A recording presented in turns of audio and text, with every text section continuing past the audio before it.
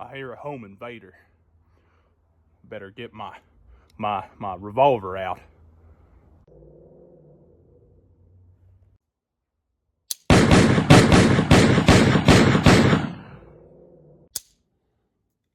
One sec, I gotta reload. Give me a minute, please.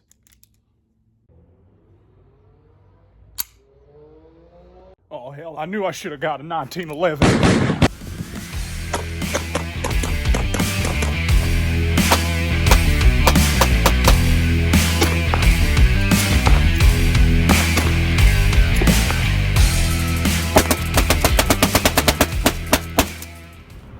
Hey YouTube, Austin Vintage Warfare here today to touch on a little subject that has made one of my latest videos a little bit of a dumpster fire in the comment section. So we are really quickly going to touch upon the revolvers versus semi-automatic pistols debate. As my examples, and again, I don't spend my money on revolvers, not to say that I won't in the future, but there's a lot more guns on the to buy list, so give me a break, okay? So I have a Heritage Rough Rider. I know it's a meme 22 revolver. It's not really a serious revolver, so I acknowledge that there are better revolvers out there. And the semi-automatic I got is a CZ82, the Czech Makarov. Cool little gun I got here to review, so just thought I'd include it. So I'm going to read one of the pinned comments that kind of really encompasses this whole, well, you only need 6 shots, son. What, the deer's going to shoot back? That whole kind of thing, it's just beyond cringe to me, but let's get into the comment.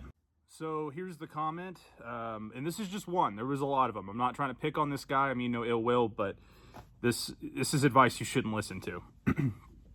When somebody says that you can disregard their opinion about weapons completely, in quotations, which, yeah, you should. If somebody tries to tell you you should have a disadvantage in a home defense situation, don't listen to them. I disagree, therefore it is wrong, in quotations. I disagree with you because you don't know what you're talking about. So, the frick. 6 rounds and going boom is exactly what is needed. You are a madman when you pump out an entire magazine of 15 rounds for a home intrusion. So the whole, you only need 6 rounds, okay, that whole thing there, let's just talk about where that argument comes from in the first place. It's a disingenuous moral high ground argument used by people for gun control, okay? That's a lot of like people in the NRA that were like part of hunting associations and stuff. They'd be like, well, you don't need an AR, but don't take my bolt action rifle, is basically where that stems from. So yeah, it's a stupid argument. Now, moral high ground arguments in terms of gun control aside, the argument that you only need 6 rounds is a disadvantage. You should want more rounds left over and the threat is for sure stopped, rather than not have enough when you miss because you overcalculated how strong your nerves were. Now, I don't say this much on the channel, and this is a lighthearted gun channel, but when I see something that could potentially cost someone their life, I will throw in my 2 cents. I do have a background in VIP protection, military, law enforcement, and stuff like that. So I'm not a SEAL Team 6 operator, but I do have training, and I do know for a fact that there are times where people are not going to hit shots because of adrenaline. Like, adrenaline can be something that helps you, can be something that hinders you, okay? And I don't think a lot of people can, think about that. In fact, in one of the training videos that they showed us in a VIP Protection Academy I attended, they showed a staff security agent or a VIP protector and a would-be assassin, if he could hit anything.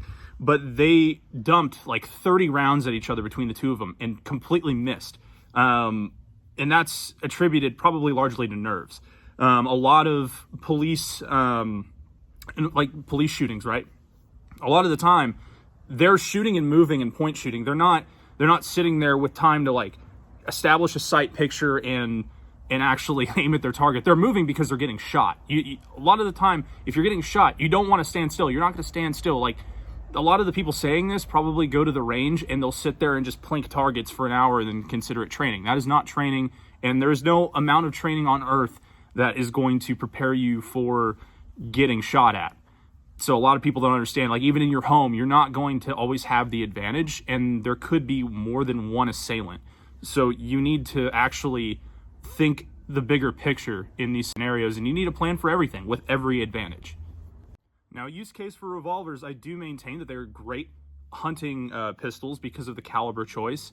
They do make good home defense weapons for elderly people or maybe women who aren't strong enough to manipulate the slide on a semi-automatic, and all they have to do is pull the trigger and keep pulling, right? I understand that concept, but don't sit here and tell me that this isn't infinitely easier and faster to reload and with a higher magazine capacity, and then somehow this, and granted, this is the revolver I said it was in the beginning, but any high-end revolver, I'm going to smoke you in having to reload quickly and get shots on a silhouette.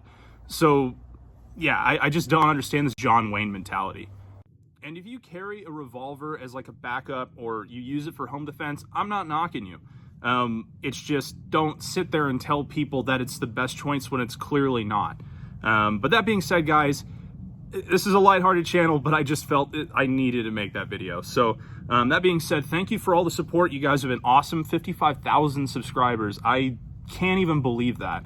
I do got some cool content on the way. It's a matter of it getting in my hands. If you want to support the channel, granted, we just had a 50% off, or not we, but Acelink Armor. I have a discount code, 10% off any body armor, helmets, plates, range belts. They make good stuff. Vintage Warfare in the promo code box or whatever. That being said, guys, I'll see you in the next video. Take it easy.